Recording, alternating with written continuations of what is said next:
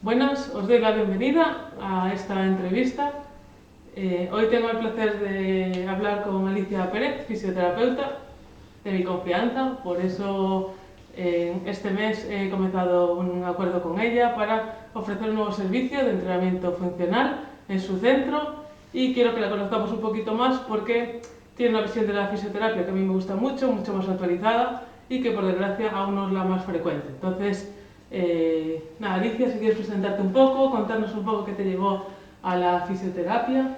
Bueno, eso, yo soy Alicia Pérez, llevo justo, además, me encanta esta entrevista porque llevo justo en noviembre 20 años de profesión en ejercicio libre. Yo acabé la carrera en la escuela de aquellas, escuela de Pontevedra, que ahora es facultad porque cambió la titulación.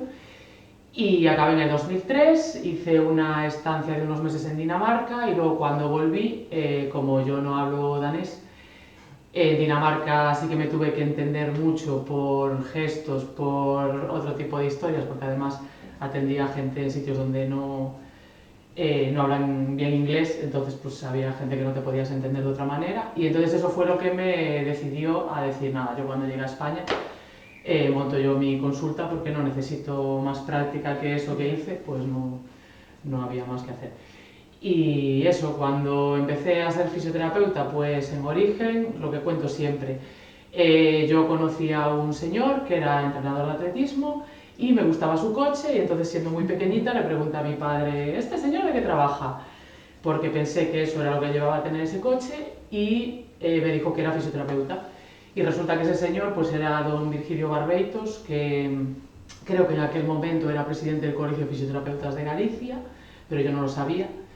Y luego la verdad que como no tenía muy claro a qué dedicarme, sí que es verdad que me gustaba la medicina, todo el mundo me presionaba para que fuera médico porque tenía muy buen expediente académico, pero a mí realmente la función de médico como tal, de la experiencia de ir al médico y lo que me contestaba, y cuando tenías una lesión en el atletismo, lo típico que te decía, no tienes que descansar, a mí eso no me gustaba mucho porque lo que más me gustaba en la vida era entrenar y tener que descansar porque te dolía algo, pues era algo que no entraba en mi cabeza. Y entonces luego cuando fui creciendo, pues dije, va, pues fisio, sin más. Pues nada, lo que más me llamó la atención, sobre todo de tu forma de trabajar, es eso, que dedicas una gran parte de la sesión, sobre todo cuando empiezas con esa persona, a hacer una valoración muy exhaustiva, ver realmente cuál es la causa de lo que te está sucediendo, más que ir a tratar el síntoma y venga, vuelve otro día. Es algo que después de recurrir a muchos fisios y haber pasado por ellos, que echaba en falta. Era algo, no puede ser que el mes siguiente esté volviendo con la misma contractura, vamos a llamarle en el cuello, y que se esté repitiendo. Y al final eso, siempre le preguntas a veces al fisio, bueno, ¿qué puedo hacer? Nada, tú vente antes de que te vuelva a suceder. Esa era la pregunta. Y no funcionaba, es que ese era el tema. Entonces, ¿no crees que al final eso de valorar, tratar y probar si algo ha funcionado debería ser, digamos, un poco el protocolo más frecuente? Claro, yo creo que sí, o sea, a mí me gusta mucho hacer diagnóstico. Y eso empezó porque cuando yo empecé a estudiar fisioterapia, los médicos, estaba vigente eso de la prescripción facultativa. O sea, en teoría un paciente no podía ir a un fisio directamente, tenía que ser recomendado por un médico. Entonces, yo me rebotaba contra eso, es decir, a ver, yo sé cosas, tengo conocimientos, como que otro señor con otro criterio distinto a lo mejor me va a tener que decir lo que yo tengo que hacer. Entonces empecé a interesarme más por la fisiología, por la biomecánica, por qué funcionan las cosas así y qué puede ser lo que está generando ese dolor. Entonces sí que creo que debería ser la práctica habitual. Yo me he dado cuenta a lo largo de estos 20 años que muchas veces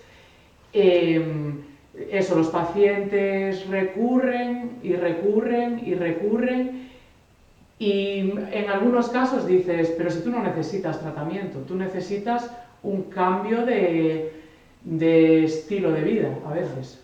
O sea, por estadística, las lesiones de espalda, por ejemplo, son recurrentes. ¿Por qué son recurrentes? Porque normalmente llevamos el mismo estilo de vida, trabajamos de lo mismo en en el mejor de los casos, durante bastantes años de nuestra vida. Entonces, si no cambias nada, nada cambia. Entonces, me parece fundamental preguntar, saber cosas que han pasado en el pasado, pero cosas físicas. No es tanto otros factores. Evidentemente, hoy en día está muy presente el estrés lesiona. Me parece fundamental hacer cambio de vida.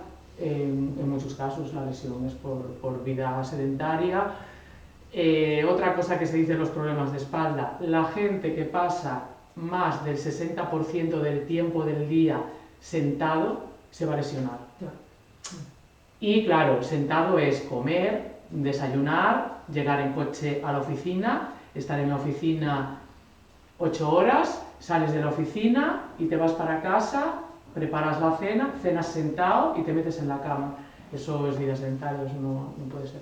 Creo que al final se produce una sobrecarga siempre en la misma estructura, en la misma posición, y no hay cambios, y la gente piensa, bueno, estoy sentado, no hay carga. Si realmente tienes carga, aparte sueles tener cierta flexión de columna. A partir de los 90 grados ya va a haber un cambio en la pelvis, y entonces ahí al final es sobrecargar, y con los años que hay deterioro físico, vas perdiendo masa muscular, vas perdiendo capacidad, al final rebasas la tolerancia de los tejidos. Con el estrés se duerme, yo creo que la calidad del sueño es peor, no recuperas las estructuras que has gastado durante el día y vuelta a empezar. Cuando el ejercicio está probado, ¿no? Que se genera un estrés fisiológico con una ligera inflamación que hace que recuperes los tejidos, las hormonas te ayudan, entonces es lo mejor. O sea, yo me he pasado la vida recomendando deporte, pero lo que pasa es que luego hay gente que prefiere, no, yo prefiero que me trates tú y ya me curas.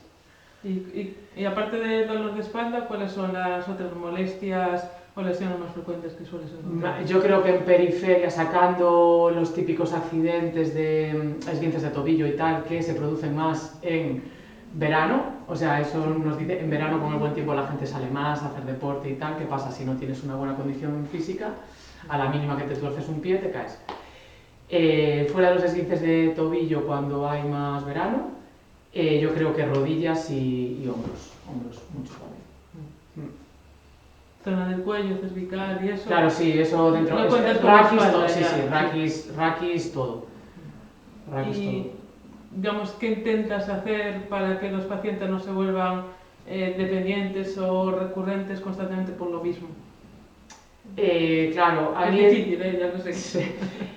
Hombre, a mí lo que me gusta mucho es hacer diagnóstico. Entonces yo misma es como, va, venga, a ver qué puedo hacer para no estar viendo continuamente a esta persona.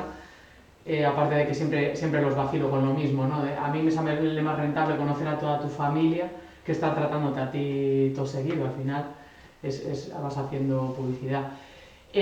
Yo lo que intento es hacerles ver que hay otra causa diferente de la que ellos creen, y es eso, recomiendo mucho deporte.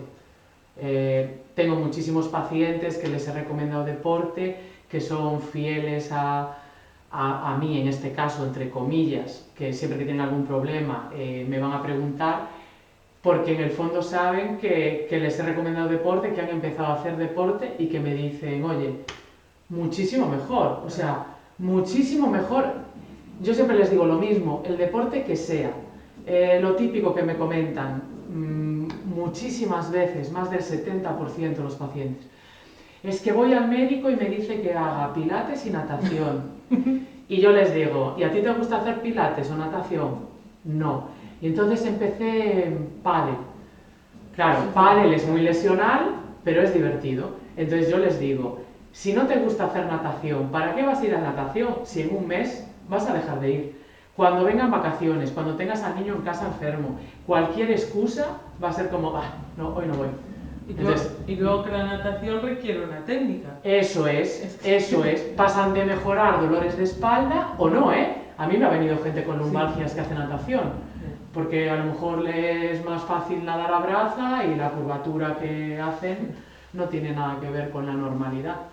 Entonces, pero yo sobre todo recomiendo deporte. Intento que se hagan autónomos en su tratamiento, de forma que, oye, mira, pues como tienes una lesión recurrente de esto, siempre que te moleste vas a intentar hacer este ejercicio, a ver si te funciona, si no funciona me llamas. ¿Qué pasa? Al final te llaman porque sí que también hay cierto miedo de, a ver si no la voy a llamar ahora y luego esto va más. Entonces hay mucha gente que también le dices, y vienen buscando eso. Ayer mismo un chico por la tarde le decía, tú tranquilo, que te duela haciendo este ejercicio es normal, ahora mejoró mucho, dale tiempo, sigue haciendo el ejercicio con menos carga, pero dale tiempo a que recupere. Si no funciona en un plazo de 5 o 10 días, pégame un toque, vemos a ver si estás haciendo algo malo, podemos variar. Pero en general, yo creo a la gente en general le gusta hacerse responsable de su vida y tener control de qué puedo hacer, porque eso genera más seguridad. Entonces tienes menos miedo de estropearte algo, ya sabes, ya conoces. Así, este síntoma es una distensión, ¿debería parar? Y a veces ese tipo de consultas pues las respondo por WhatsApp o lo que sea. Ahora mismo no hay gente que ahorra la consulta. Sí, yo con el dolor, por ejemplo, el enfoque que tengo es, vale, te molesta o te apareció de repente un dolor en la rodilla o lo que sea, vale, quita la carga. O facilita mucho el ejercicio, que casi sea solo más un movimiento que un ejercicio. Si no te duele, es la carga. Claro. Si te duele, igual habría que ver qué está pasando ahí, que realmente puede haber algo, pues una microrotura, algo en el tejido propio, porque le está molestando el propio movimiento. El movimiento de por sí lo que aporta precisamente es seguridad, flujo sanguíneo, recuperación. De hecho, la siguiente pregunta iba por ahí. ¿Qué opinas de lo típico? Viene del médico, es que me dijo que no hiciera nada, que guardara reposo a la mínima y ¿cómo intentas convencerlos de que realmente el reposo no soluciona? Te da esa sensación de seguridad a corto plazo hasta que vuelves a la actividad. Eso depende del tipo de persona que sea, psicológicamente hablando, a veces lo que diga el médico tiene como mucho peso. Claro.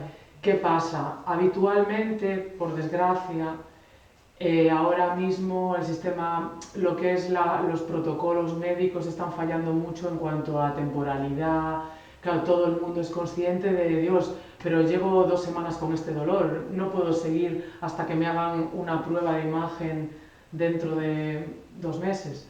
Entonces, en ese sentido es fácil convencerlos, de decir, mira, yo creo que lo que te está pasando es esto, es otra visión de lo mismo, vamos a probar por aquí, y normalmente acceden. ¿Qué pasa? Una cosa que yo digo mucho es lo que es la fisiología de cómo funciona el cuerpo humano, que parece que lo estamos perdiendo un poco, ¿no? Hay que tomar el dolor como algo bueno, no malo, y hay inflamaciones que son fisiológicas que es conveniente respetar. Y yo a veces en estas dos cosas, por ejemplo, siempre tengo el mismo discurso, evidentemente no sale de mi proceso mental, esto lo leí, lo que pasa que, bueno, para esas cosas lo debo tener en mi ordenador, tengo un poco de despiste, no sé exactamente quién lo dijo, pero vamos, de leer evidencia científica y ver que tiene sentido, o sea, eso, cuando te tuerces un pie, antiinflamatorio en el momento cuando vas a urgencias, mejor no, porque una torcedura es fisiológica, entonces vamos a dejarle 48 horas al cuerpo para que la fisiología siga su curso. Normalmente es mejor apoyar que no apoyar. Ahora, en ese caso, por ejemplo, cuando son esguinces, torceduras, caídas, se ha dejado de poner yeso, eso nos ayuda, pero depende del criterio médico, a veces te fastidian en ese sentido. Normalmente la gente no quiere estar parada porque la vida ahora mismo te supone mucho estar parado. De baja laboral puedes perder empleo, los empleos no son estables, entonces la gente que entrena quiere entrenar porque a lo mejor es federada en algún deporte y tiene que competir y se escapan un poco de ese descanso, la verdad. O sea, yo tengo mucha gente de fútbol, de baloncesto, que me llama antes de ir a la mutua porque sabe que en la mutua le van a retirar la ficha y no la van a ver. Tú te vas a encontrar bien y dices, jolín, estoy esperando por la resonancia y tengo un partido importante de liga, no sé qué día, y les vas a fastidiar. Me comentabas antes que le mandabas ejercicios a tus pacientes. ¿Qué impacto notas en la evolución de las molestias con las que vienen? Más o menos, ¿cuánto crees que influye en su recuperación? A ver, yo creo que influye precisamente porque el paciente vuelve. Porque a veces eso es un poco sesgado. Todos sabemos que, a ver, puede haber pacientes que no te digan la verdad. Entonces, ¿cómo he solucionado eso?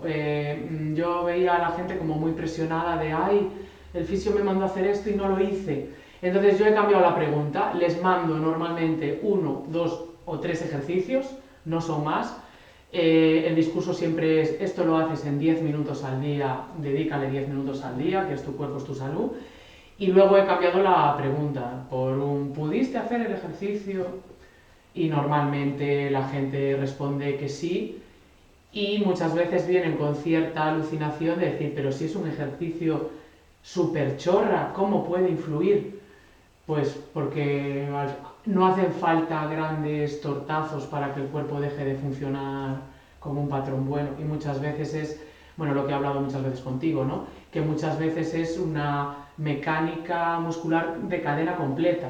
No es un dedo que no funciona bien, es que es un brazo entero o una cervical demasiado protraída del ordenador, que luego cuando quieres armar un hombro en balonmano o en baloncesto, te va a dar una lesión grande y no siempre es el hombro. Pasan deportes de competición, baloncesto, balonmano, tal, ya hay impactos fuertes, pero a veces es una cosa pequeña, ¿no? Sí, de hecho siempre me acordaré del día que dije, bueno, coloca bien, no solamente retraiga el mentón, sino crece para extender completamente el cervical. Y de repente llevo el brazo arriba y la primera vez que había conseguido alinear mi hombro con mi cabeza y mi tronco, o sea, perfecto, una flexión de hombro perfecta.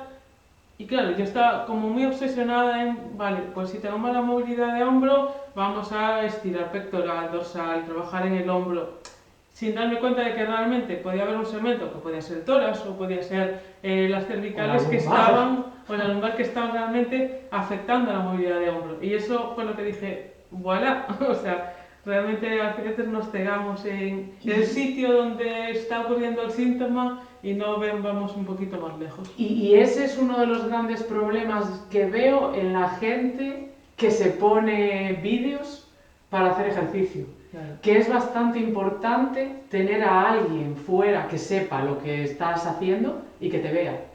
Porque yo a veces eso lo uso mucho, de decir, sobre todo gente que mueve barras, que te dice, oh, no sé qué, es que al hacer esto, tal. Y claro, le dices, vale, haz ese movimiento, a lo mejor con una goma, no con una barra, y ya ves cómo se coloca, entonces ya le dices, oye, mira, cuando hagas esto, fíjate en cómo tienes colocado no sé qué segmento, y entonces te viene al otro día y te dice, ostras, tenías razón, es que yo cuando voy a levantar del suelo hago aquí no sé qué en el tórax, y ese día es cuando me duele el hombro. O cuando hay un acúmulo de repeticiones, que claro, las repeticiones lo que te hace, siempre hay algún musculito que entra en fatiga y empiezas a hacer déficit de movimiento. Por eso la gente, cuando empiezan a meter cargas muy grandes, que el típico paciente que viene y te dice, no levantaba mucho peso, y a lo mejor es 3 veces su peso corporal, que dices tú, pero ¿cómo que mucho peso? Si yo peso casi 80 kilos y no levanto 90, ¿sabes? Ese tipo de cosas es lo que controlen, que alguien controle cómo te estás moviendo, sobre todo en el inicio, es fundamental. Sí, bueno, ahí el volumen, evidentemente, de entrenamiento es fundamental. Vamos, yo soy partidaria de estar moviendo mucho peso, un volumen muy bajito, es que no necesitas hacer más de 15 o 20 repeticiones en una sesión, y lejos de la fatiga. Realmente, sobre todo desde que empecé a aplicar lo que es entrenamiento basado en la velocidad de ejecución, hacía 3 de 5 o 6 posibles, incluso de 8 posibles, ganando mucha más fuerza y muy lejos del fallo técnico, incluso, ya no digo muscular. Y dices tú, bueno, es que puedes evolucionar mucho sin someterte a riesgo de la barra o del peso muy alto, porque como dicen por ahí, la barra no perdona errores. Ya. O sea, la barra es, si la lías con mucho peso en un RM, igual te quedas fuera de entrenamiento un par de semanas. Y meses, y a veces con mucho miedo psicológico. Exacto. Porque es un objeto que tú estás agarrando. Si es tu peso corporal, la gente desarrolla menos miedo, pero a la barra le tienen miedo. Y luego yo tengo muchos lesionados de peso muerto, que a mí es un ejercicio que me encanta, me parece muy favorecedor, sí. Pero si se hace mal, pues dale, y el peso muerto, yo hay gente que lo ha eliminado y eso es un error y hay que reeducarlo. Pero... Es que ahí entra el ego lifting, que le llamo, que al final dices tú, bueno, sea como sea, yo puedo. Porque es algo que puedes ver. Los Claro. roscos de colores los puedes fotografiar.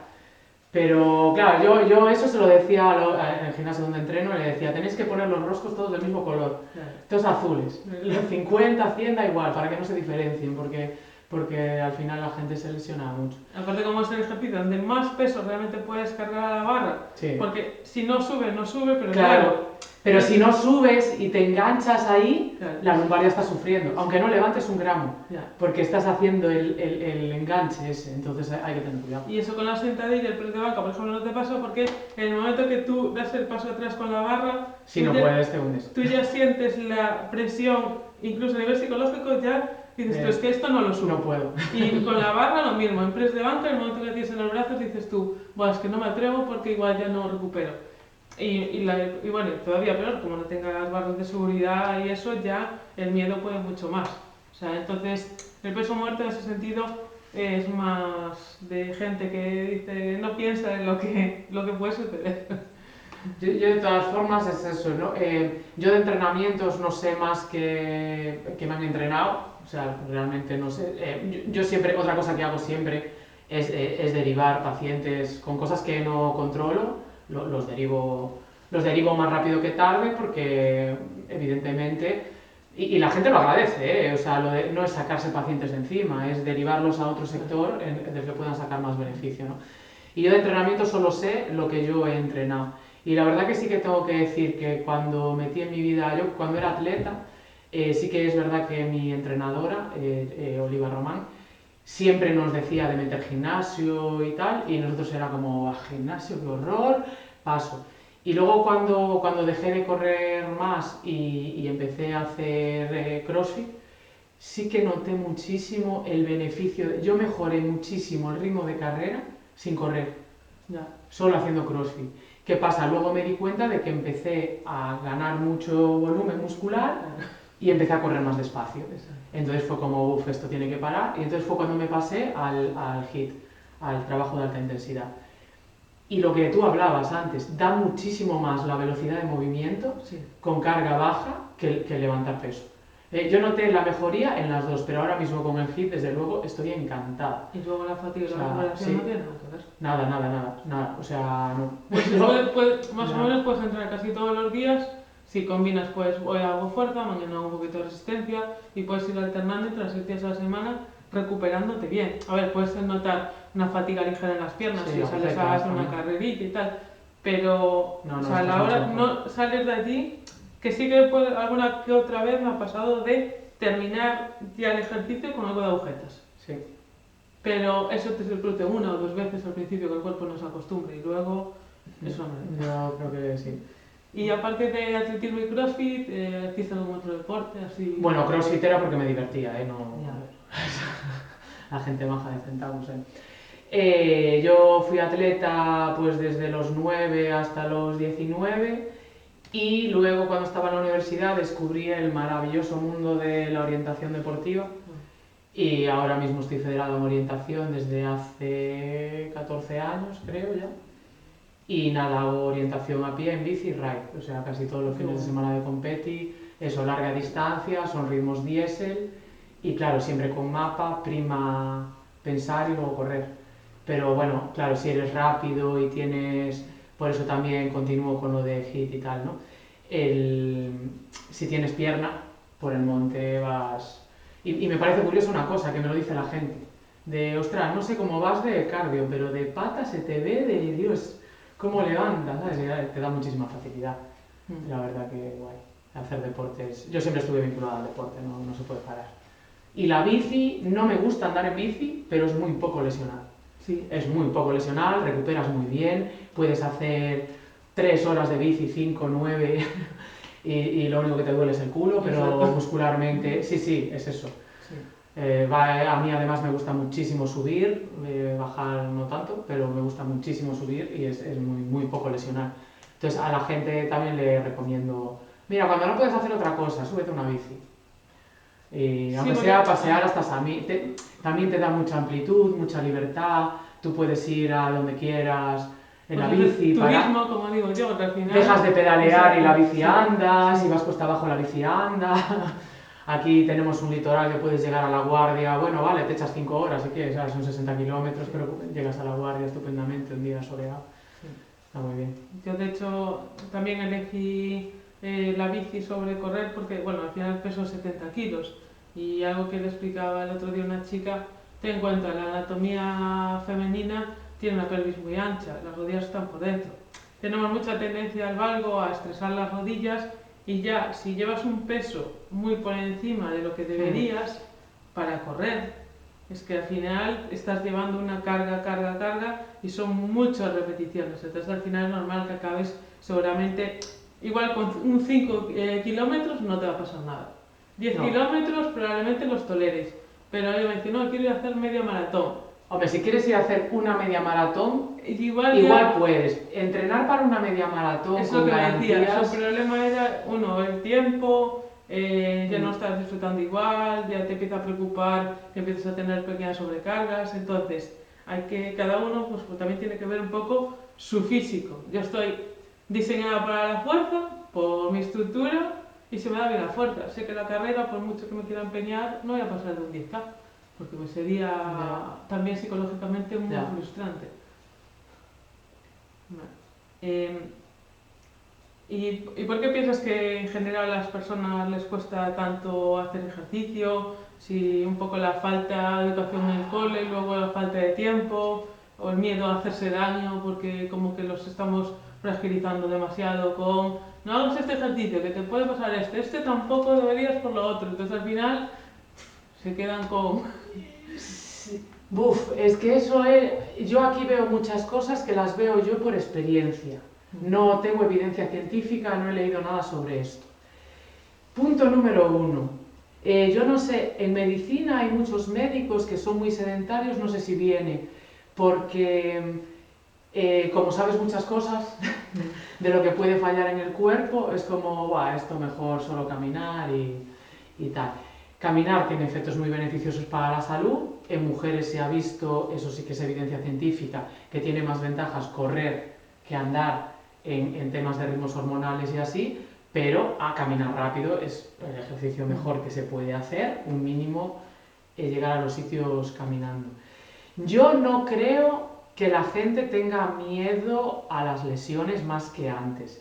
Sí que es verdad, en clínica, los padres con los niños deportistas acuden muchísimo antes que antes. O sea, al niño le duele algo y me lo tienes que ver ya que vino del entrenamiento cojo. Claro, ahí hay varias cosas. A ver, es un niño pequeño. Si no hubo traumatismo o algo que te diga me lesioné aquí, déjalo correr.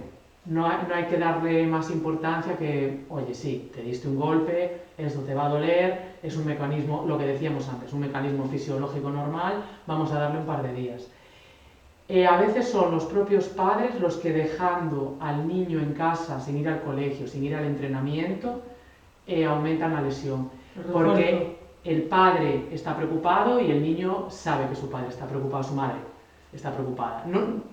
En los deportes, el fútbol y tal, a veces son más los padres que las madres, A veces las madres están como, bueno, ya le dije que esperara una semana, y es el padre el que dice, no, porque esto, no sé si influido por lesiones grandes del deporte profesional. A ver, cuando a un futbolista de primera le pegan un toque de lado, la lesión es grande porque corren con mucha carga y va muy rápido. Los niños pequeños no suelen hacerse tanto daño. Entonces, no creo que sea miedo a las lesiones. Y sí que es verdad que claro, ese acudir tan rápido al fisio, no sé muy bien por qué es, no sé muy bien. O sea, no sé por qué quieren quitarse el dolor pronto, cuando son cosas... La mayoría de la gente cuando le pregunto en la anamnesis ¿qué crees que desencadenó el dolor? No sabe. La mayoría de las veces, con mi sorpresa, Sí, ¿crees que va a ser...? No, es que estuve levantando muebles y a veces no es con la mudanza. A veces sí, salvo que sea algo traumático es muy difícil de decir, fue justo aquí. No puede pasar, pero... Y sí que veo que la gente perdió mucho la necesidad de movimiento espontáneo, que después de la pandemia sí que nos dimos cuenta de lo que es. Era como que la gente que estaba encerrada en casa es, pero yo tengo que salir. Pero si antes, cuando no había confinamiento, estabas deseando salir del trabajo para irte a casa y la gente subía escaleras y tal. Yo creo que es un poco también la vida en las ciudades. Mira, haciendo orientación, os lo comentaba el otro día con mi hermano, me estoy dando cuenta de que hay niños, muchos, que los terrenos de bosque les resultan hostiles. No quiere, les da miedo el bosque, no les da miedo la ciudad.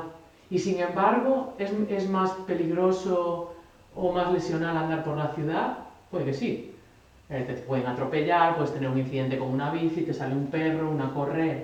Sí, bueno, al final también a nivel instintivo, relaciono seguramente más el ambiente del bosque con peligros y como no te expones al peligro, al final no sabes realmente detectarlos o cómo sobrevivir en ese medio y aquí al final pues por exposición simplemente, yo creo. Sí, o sea, me parece bastante curioso que ahora la gente diga, claro, yo entre los 9 y los 19 unas pocas de vueltas al Parque de Castrelos di.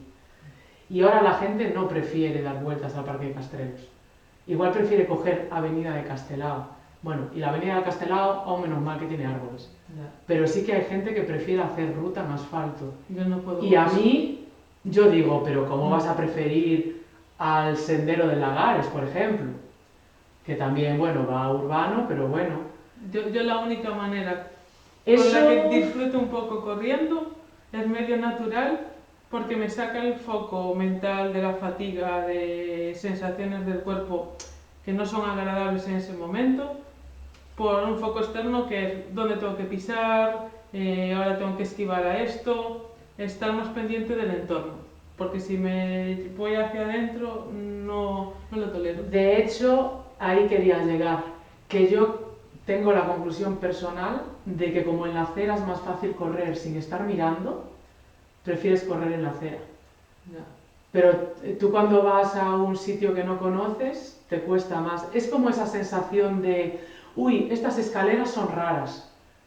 Y notas que los peldaños no son estándar. Sí. Es esa sensación y al cuerpo le pasa lo mismo.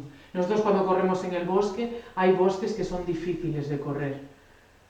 Porque pues hay piedras, palos y eso te genera una carga mental extra. ¿Qué pasa? Cuando tienes que leer el mapa, te das cuenta de la carga mental extra, empiezas a fallar. Pero también creo que es más fácil entrar en estado de flujo, digamos, y disfrutar de la actividad cuando hay cierta dificultad que no sobrepasa tu límite, pero que tal, porque al final estás tan concentrado en la tarea que no estás pensando ya, se me está saliendo el corazón por la boca, te da un poco igual ya lo que está pasando por dentro.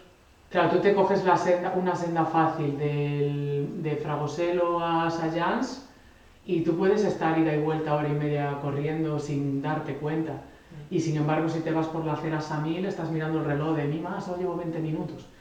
Lo mismo ocurre con la cinta del gimnasio. Lo siento mucho, sí. Pero la cinta del gimnasio, en ese sentido, si no tienes otro remedio, siempre va a ser mejor que no hacer nada, pero luego que te preguntes por qué no me acaba de gustar, yo hasta lo veo normal. Sí.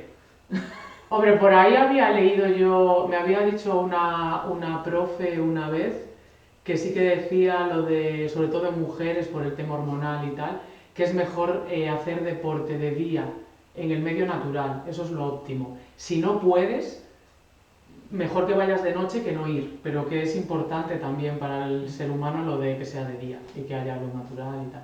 Hombre, yo después del confinamiento tuve muchísimo paciente mayor de 70 años con caídas y yo llegué a la conclusión de que parte de culpa lo tenían los músculos del ojo. De estar un mes acostumbrado a moverte en espacios cortos que conoces, a salir a la calle, se caían muchísimo.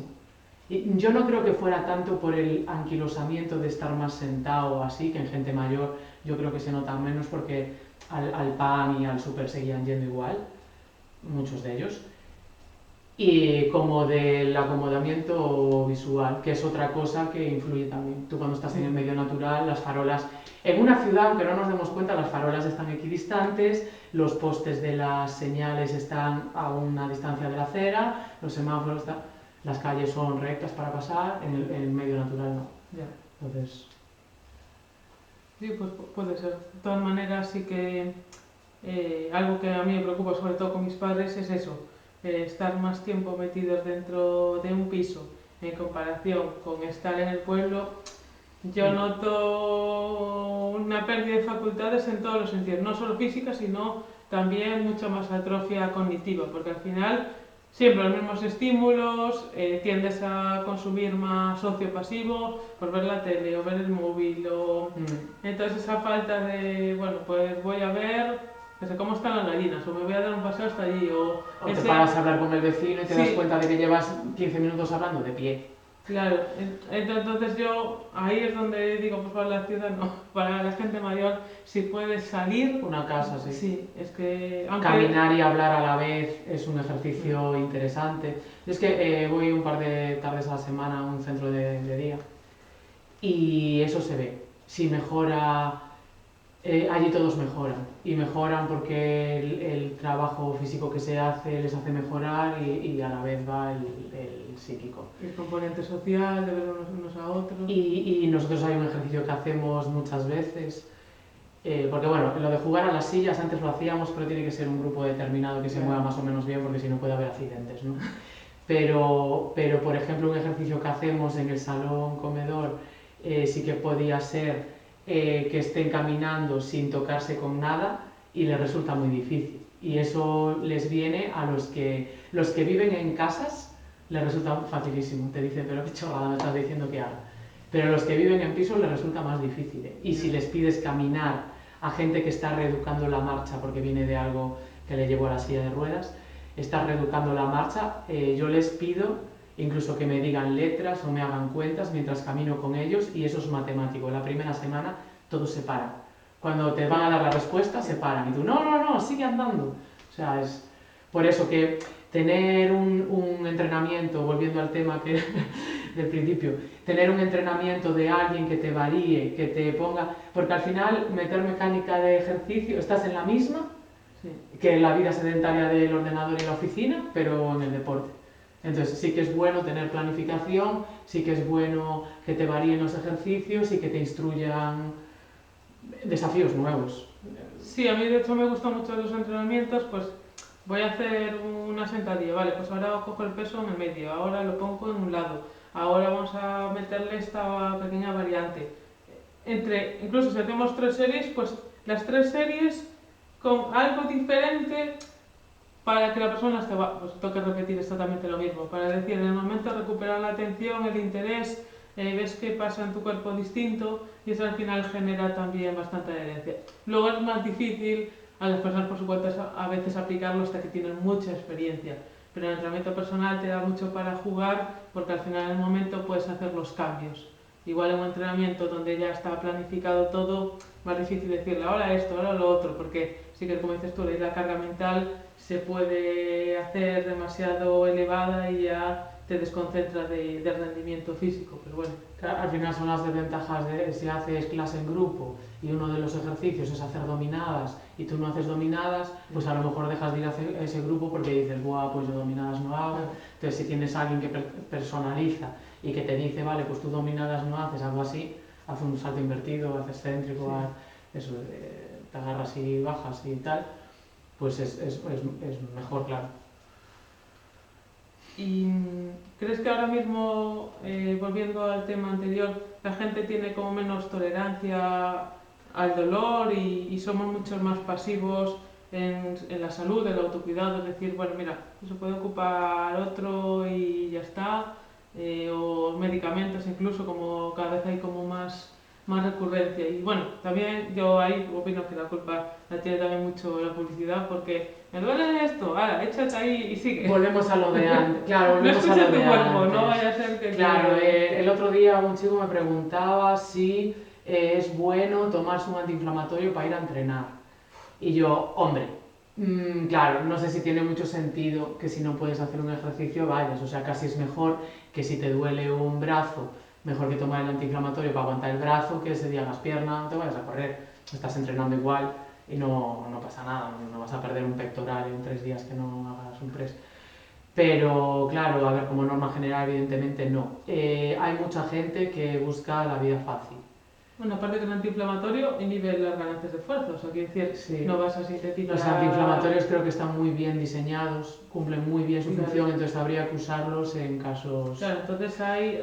A ver, concretos. si te dedicas profesionalmente a un ejercicio de levantamiento de pesas y, Y es el día de tienes... la competición, Sí, pues puedes justificar. soy la primera que venda que sí, tienes que ir a competir, vas a ir. Vives de Y le das eso, seguridad pues... con un vendaje y lo dopas y lo que sea. Sí. A mí me genera mucha controversia el tema de la lesión de Rafa Nadal. Era como, pero Rafa, ¿qué estás haciendo? Pero claro, es su trabajo. ¿Qué pasa? Luego ahí te puede entrar de, bueno, a lo mejor está al final de su vida deportiva, o a lo mejor no, eso lo decide el deportista, o sea, quiero decir.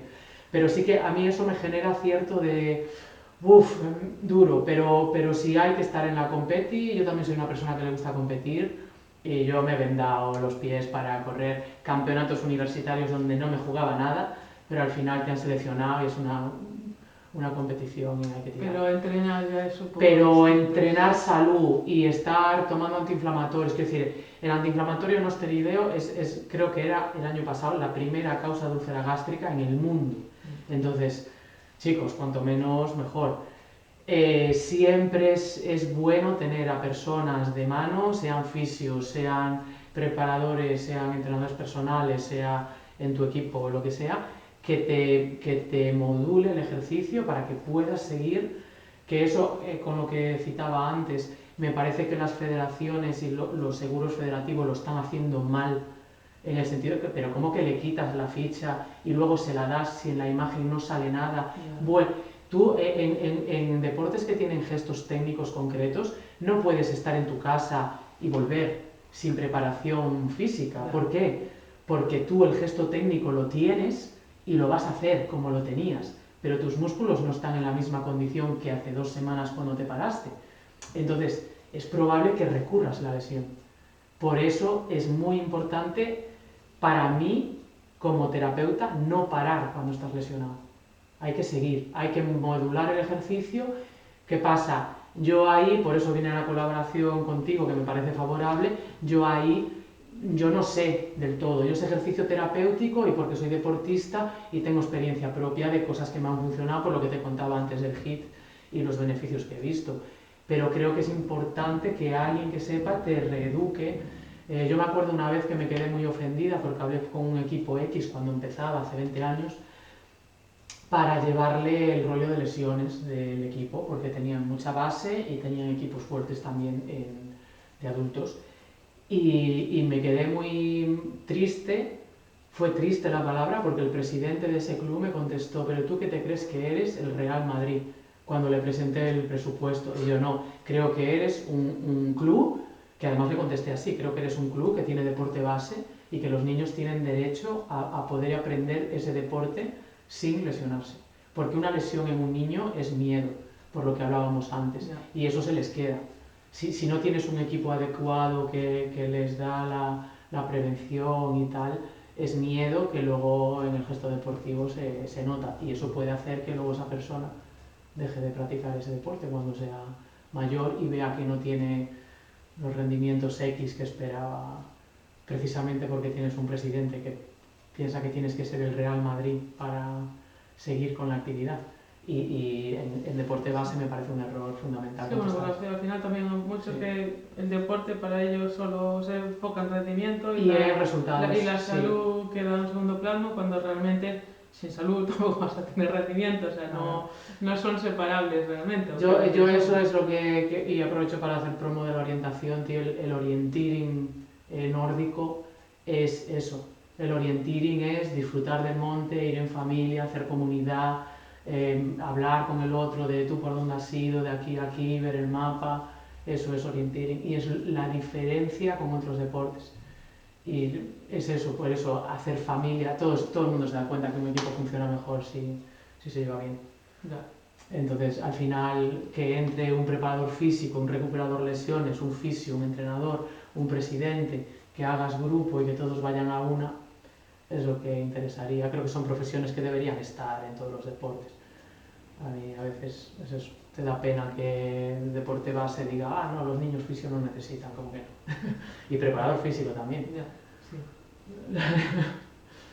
Y que, bueno, lo que sí que comentan mucho en el tema de los deportes en los niños es que aunque el niño en teoría haga un deporte, pierda el interés, cambie, que tú le permitas variar mucho los deportes en toda la infancia, que puedes un año baloncesto, otro año, que te olvides de que vaya a ser X o Y de su futuro, da igual, porque cuantas al final más recursos tengan de destrezas en uno o en otro, luego también a largo plazo se van a lesionar mucho menos, porque no están sobrecargando las estructuras, al final generas adaptaciones. En tenis, el brazo en un niño crece muscularmente, aunque en teoría no tenga las hormonas anabólicas necesarias, pero ya se producen muchas adaptaciones. Entonces, sí que se dice, hay que especializarse muy pronto, dice que es una ventaja, y luego hay otros casos que dicen que puede ser una desventaja a muy largo plazo.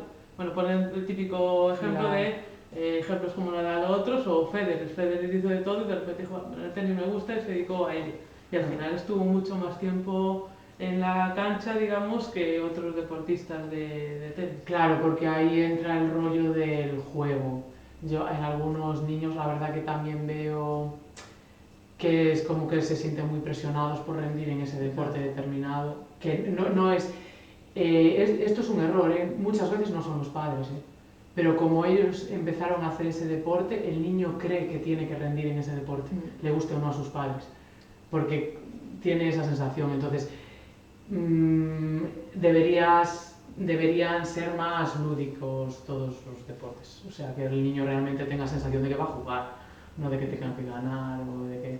porque yo solo veo en partidos de balonmano de base que hay niños que corren, anotan, ese niño en cuanto lo puedan parar, en cuanto una defensa lo pare, va a tener mucho menos poder de adaptación al que le para y es probable que abandone. Y eso sí que depende del colectivo, que a veces se gana y a veces se pierde, y es lo que dicen todos los grandes deportistas, ¿no? Esto que lo había dicho, no sé si Indurain o Perico Delgado, que hay muchas más probabilidades de que pierdas que de que ganes. O sea, creo que fue Perico Delgado. Sí, fue Perico. Sí, al final te pasas toda tu vida en general perdiendo y de vez en cuando ganas y dices tú, mira, ya. Entonces y realmente el deporte es el más fallar y yo lo digo mucho, generar mucha tolerancia a la frustración y te lo intento, fallo, vale, vamos a cambiar, probamos y entonces estás buscando siempre que pueda haber una mejora, pero igual no es hoy o igual es dentro de 6 meses, el ejercicio que no podías hacer, pues de repente dices, mira, ahora ya tengo la capacidad, pero te tienes que exponer a fallar. Sí. Y cuando empiezas también, cuando empiezas es algo que yo noto mucho, que el personal intenta, falla, no le sale el ejercicio, es como que se encuentra muy molesto. Yo, bueno, claro, adaptamos, ahora me sale. O, vale, que te estás atascado ahora mismo en este ejercicio, vale, vamos a cambiar otro ejercicio. Y yo sé que muchas veces tu cerebro está en segundo plano, como digo, analizando qué puede hacer en la siguiente oportunidad y en la siguiente le sale. Y realmente no es por práctica, es por vamos a dejarlo un poco en reposo a ver qué... Y todo el mundo es competidor nato, aunque sea contigo mismo. Sí. O sea, quieres mejorar, eso es condición humana, yo creo. Lo que pasa es que también tienes que saber un poco hasta dónde te compensa mejorar. Como me decía una amiga a mí, ¿cuándo consideras que fuerte es suficientemente fuerte? Porque si siempre quieres basar todo en levantar más peso o hacer más, va a llegar a un punto que por imposibilidad, vejez, lo que tú quieras, que vas a tener que decir, bueno, aquí estoy bien. Y vas a tener que igual en ese momento empezar a explorar pues, otras destrezas, otras herramientas, otro tipo de ejercicios y no enfocarte siempre en tengo que levantar 300 en peso muerto. ¿Qué es deporte, salud? Claro. Sí. Claro, es lo que digo yo a mucha gente, ¿no? Un bombero necesita poder cargar pesos, porque si te tiene que sacar de un sitio, prefieres que te cargue que no te cargue. pero una persona cualquiera levantar más de su peso corporal, Sí. ¿para qué lo necesita? Exacto. O sea, yo muchas veces considero, ¿deporte salud qué es? Y yo, hombre, si de repente me viene un papá o una mamá, primerizos o no, que me dice, no, claro, es que tengo un bebé y como lo levantas y el cambiador y la cuna, me da lumbalgia. Claro, yo siempre les hago el análisis en voz alta de, me parece que tienes que entrenar, Claro. porque no ser capaz de cargar un peso que aumenta de manera progresiva, ningún niño aumenta 7 kilos en una semana, aumenta de manera progresiva, que hay relación de afecto máximo con tu bebé, que me estés diciendo que la causa de tu lumbalgia es tu bebé, eso es que necesitas entrenar. Bueno, o con tus padres, o Sí, son que no puedas mayores ayudar, y que los tienes que mover. eso, O sea, que al sí. final necesitas por lo menos ser capaz de mover 80, 90 kilos con cierta soltura. Sin que te lesione. Sin que te Claro, lesione. porque va a ser diario un par de veces al día. Exacto. Entonces, eso es deporte salud. Lo otro yo considero que te tiene que gustar y en cierto modo tienes que tener talento para esos Sí. ejercicios de halterofilia, levantamiento Sí, de powerlifting, de pesas, o sea, es algo que de alguna manera tú dices, vale, es que mi cuerpo responde hasta ese ejercicio. Y aún así, llegar a un punto que dices tú, vale, ley de rendimientos decrecientes. ¿En qué punto yo estoy arriesgándome más de lo que me va a generar? Exacto. Y ahí dices, bueno, pues aquí llegué, me tengo que realmente conformar con lo que llegué. Claro, es eso lo que te lleva a querer competir en un deporte o no. Exacto. Sí, sí, sí. Pues ¿te compensa económicamente? Sí, bueno, pregúntale a Ronaldo que se fue a Arabia a jugar. No es por rendimiento deportivo, es por que Hace lo que te porque gusta, hace lo que le sí, gusta y gana sí. dinero. Claro. Entonces ahí sí que es eso, son las diferencias, deporte salud o no. A mí me hace bastante gracia porque una cosa que cuando me viene la gente, pues eso, en plan, no, pues sí, pues yo entreno, no sé qué, y entonces le hago un test de abdominales que está descrito en fisioterapia. Un test de abdominales es aguantar en plancha boca abajo, apoyo en antebrazos durante 90 segundos. Eso es un test de que el abdominal tiene una fuerza, resistencia buena. A mí la primera vez que me dijeron eso en un posgrado de fisioterapia dije, ¿cómo 90 segundos? Ya hay que aguantar, pero a eso voy. Lo que pasa es que dentro de los Que 90 tú luego segundos... pones aquí a un paciente y no aguanta 20, y entonces es cuando le dices, mira, el test está descrito para 90 segundos, estás aguantando 20. Tu core no tiene forma física adecuada, estás ahí en los límites de la vida. Lo que pasa es que vivimos en una sociedad con comunidades, tenemos coches y tal. Claro, si tuvieras que caminar todos los días al trabajo, ¿podrías? Llego al trabajo y me duermo. Te falta acondicionamiento físico. Sí, eso sí. Entonces, esos son los rangos que pongo yo. Aguantar en la oficina 8 horas sentado es más fácil que trabajar de albañil, todo el mundo lo sabe. ¿Qué pasa? Tú mientras vas trabajando... Por eso a veces me hace gracia cuando la gente dice, no, porque mira la obra de tal sitio, están todo el día parados con el cigarrillo. Porque realmente no tienen acondicionamiento físico para hacer ese trabajo, pero están en ese trabajo y hacen lo que pueden. Si entrenaran más, tú ves a una persona que entrena y no te para tanto los ritmos de trabajo, no lo necesita. Y eso parece una chorrada de que la gente es vaga. Bueno, a lo mejor es que realmente tiene cansancio. Me gustaría también verlos trabajando en el campo. Claro, claro. Sí, porque... Y antes la gente lo hacía. Exacto. Y tenías que recolectar la uva en 2 días porque al tercero te viene a llover y lo hacías. Cantando, invitando a comer, con el vino, con el no sé qué.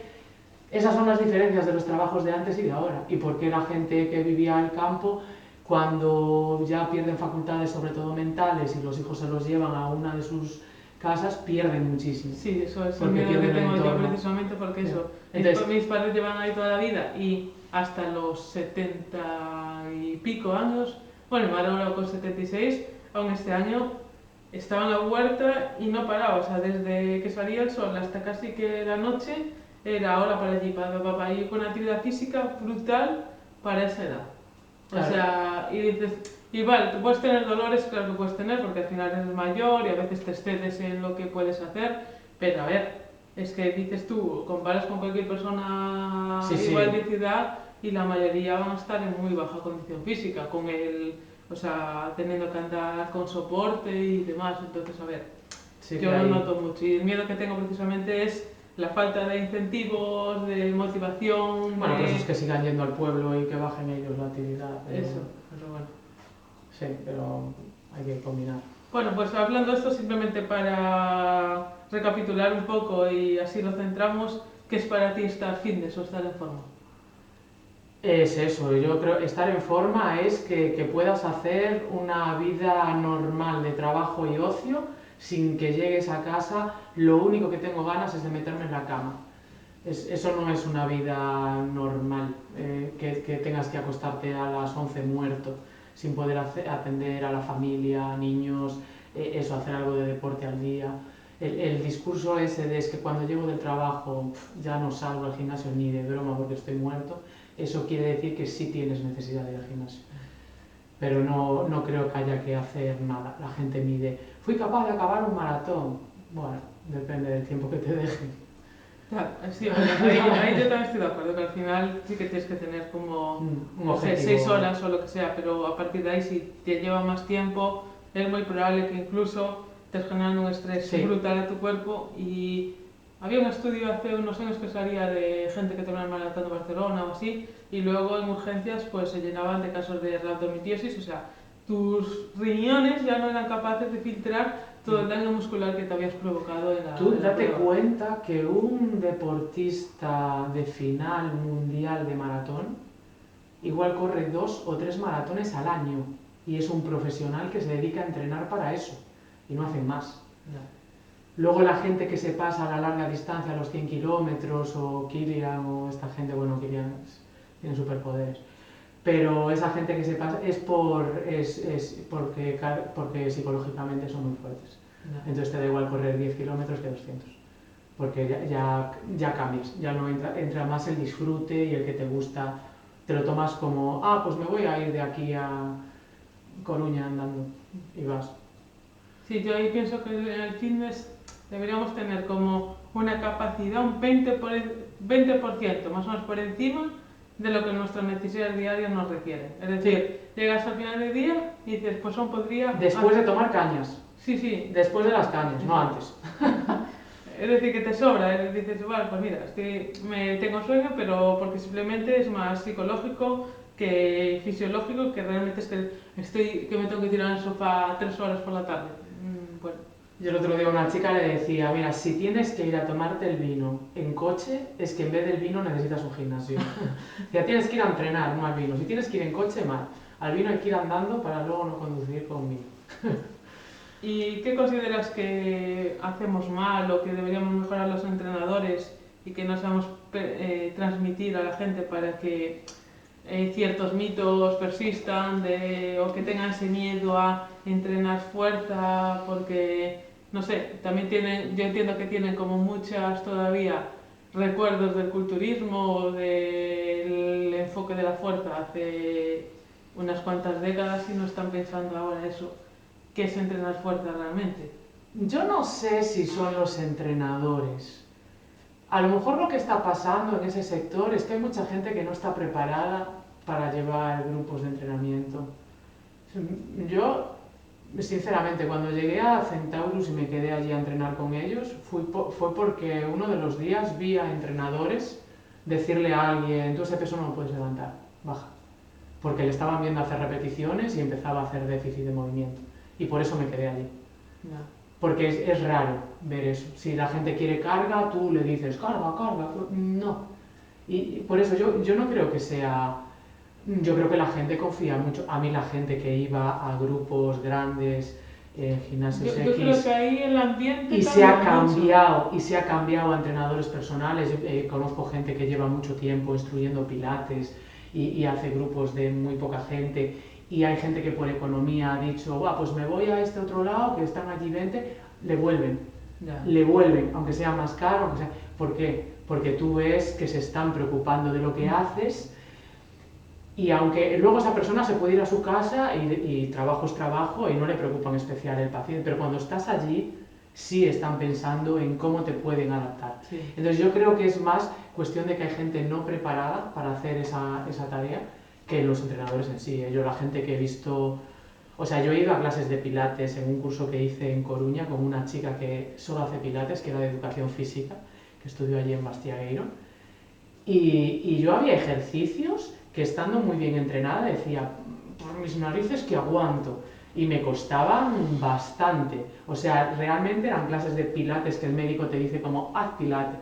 Oye, que el pilates Sí, puede estar duro también. yo también. O sea, no creo que sea cosa de los entrenadores, creo que es cosa de los malos entrenadores. También te digo que Pilates, por ejemplo, si tú estás acostumbrado a entrenar fuerza, hacer contracción, relajación todo el día, en el momento en que te meten un Pilates que te mandan a estar 30 segundos con las piernas elevadas arriba, los flexores de cadera se mueren. Sí. Y a mí me daban calambres en los flexores de cadera y me tenía que relajarlos un poco porque, claro, también te digo, seguramente cuando lleven 2 meses de Pilates, eso ya está, eso es superado. La adaptación hace muchísimo. Por eso yo creo que es cosa del profesional en sí, no creo que la gente, todo el mundo sabe. En los vídeos de YouTube más vistos, en la pandemia que todo el mundo se ponía allí, yo creo que son las mismas personas. Yo conocí a una chica, Inger, que es de CrossFit, que hacía vídeos grabados por ahí. En la pandilla de colegas tenemos un test de sentadillas, un Tabata con Inger, de descansar abajo, que era, venga, a ver quién hace más sentadillas que Inger, ¿sabes? Al final la gente que hace las cosas bien lo sabes. Sí. Lo que pasa que luego depende de situación de cada uno. Bueno, y por último, para terminar, ¿qué mensaje le darías a alguien que quiere empezar a entrenar, pero puede pensar que es demasiado tarde o que tiene algún miedo a entrenar por lo que sea, por alguna mala experiencia? Nunca es demasiado tarde, claro, eso es lo primero. Yo conozco gente que se une al deporte de resistencia, correr, andar en bici, nadar, cuando ya están jubilados y no se lesionan más que otros. Es lo que hablábamos antes, es encontrar la persona adecuada, estar con un equipo que te dé confianza y que sepa hacer las cosas y que pueda programar ejercicios adecuados a la persona, pero siempre se puede. O sea, siempre se puede empezar a entrenar. Bueno, pues nada, Alicia, gracias por todo este ratito, ha salido una conversación súper interesante, espero que os guste y nada, cualquier cosilla, aquí estamos, ¿vale? En la zona de Traviesas, en Colla, en Vigo, y os esperamos, tanto si necesitáis fisioterapia como si queréis empezar a entrenar fuerza y mejorar la funcionalidad. Así que nada, un saludo y hasta la próxima. Hasta luego.